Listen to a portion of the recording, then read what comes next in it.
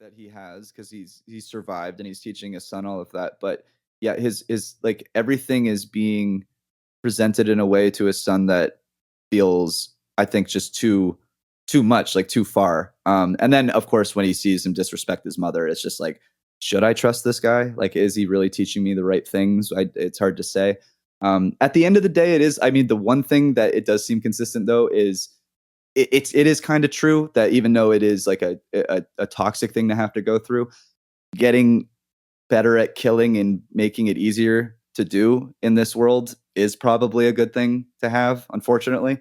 And the kid, in a way, the arc does show that in a sense. Like he does learn to survive on his own. He's more practical by the end and a little bit more like, he's much more of a sensitive character. And I think he's going to grow up to not be a cheating shithead.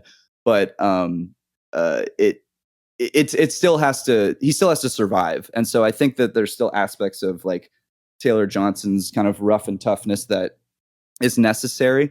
I think he does pitch him on one way to live in this world, and it's one that the kid rejects, and he looks for something else, and he doesn't quite, he looks for something else. And I would argue that you're right, that he doesn't quite, like, he does have to realize that there is a level of bleakness and reality that his father was trying to convey to him. But I do find it interesting that there isn't a very, and we haven't spoken about it yet, but like the big sort of third act for this movie is a much more emotional and a much more sensitive component than I kind of realized this movie was going to be possibly going for, because even 28 Days Later is incredibly cruel movie, except for the sort of like, sort of reshot ending that they did once the studio or once the, sort of test audiences rejected the fact that they fucking killed, Cillian Murphy originally. But like the third act of that movie is like incredibly just like disgusting and the most like depraved, things that you could ask for right when the characters feel like they're more safe. And so I was surprised that this movie does offer you kind of an alternative view of what life post this apocalypse could look like. True. Yeah. With Ray Fiennes specifically. It's entirely through Ray Fiennes, who is kind of like the quote unquote old world medical professional who, they spot during their first sort of hunting outing because they see a fire in the distance. And his father says, I don't know what that is. Don't worry about any of that. And then he finds out from other people in the village that it is a guy who used to be a doctor who they all say has gone crazy. And, they kind of hype him up like he's a Mad Max character or Colonel Kurtz in Apocalypse Now. I love that story though, that like to bring the idea of the character into the audience's brain, where Aaron Taylor Johnson, I think it's Aaron Taylor Johnson, is talking about like how he saw him one day when they were out in the wilderness, and he's like, I saw him just lay out in order, like in a very specific order, these piles of bodies. And as he's burning them, he looked up at us and just waved, and said, waved. Come on down, like come over here. And it is like when you watch the premise of like, it's the shot is a kind of voyeuristic shot because they're looking at him from afar. So you just see these hundreds of bodies, and then this, orange man, because he's got like this, we find out why, but he's got like this orange stuff all over him.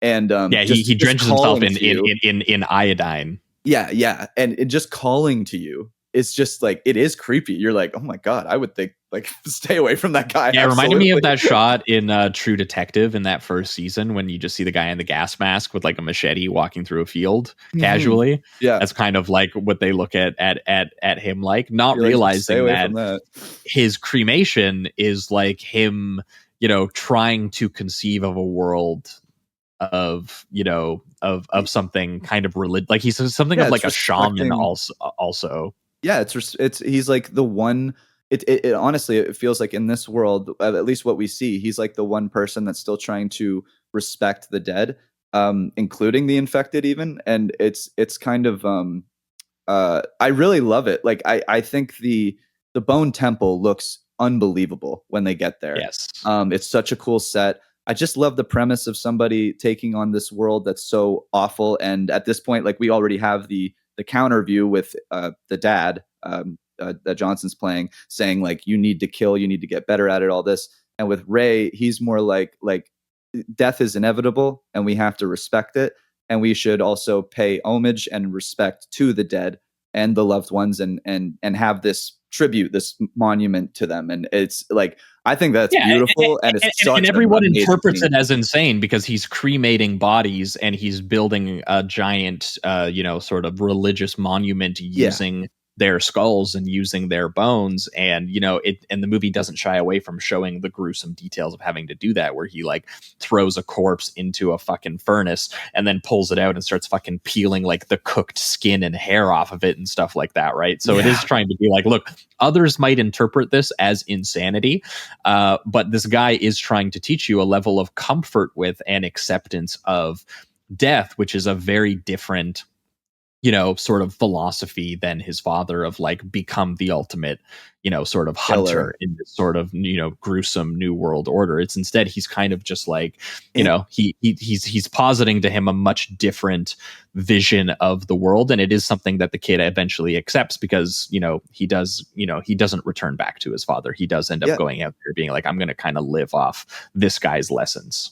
yeah, we don't like the world really has been, especially with 28 Days Later, connected to it. It has just been incredibly cruel. You don't see, like, at this point, whether it be the infected or even the people that die beside you because of the infection or because of violence or whatever, it really is this mentality of move on. Even if they're friends of yours, do not take the time to have the funeral, to bury them, to respect them in any way. You just have to survive and move on. So that one character that chooses to do that regardless.